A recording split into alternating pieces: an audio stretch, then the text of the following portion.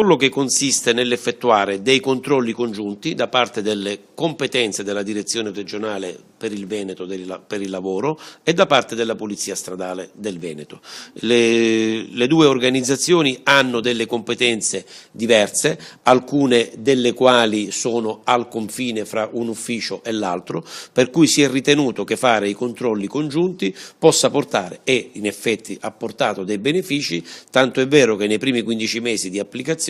sono state contestate 2010 violazioni a fronte di 6.000 giornate lavoro controllate.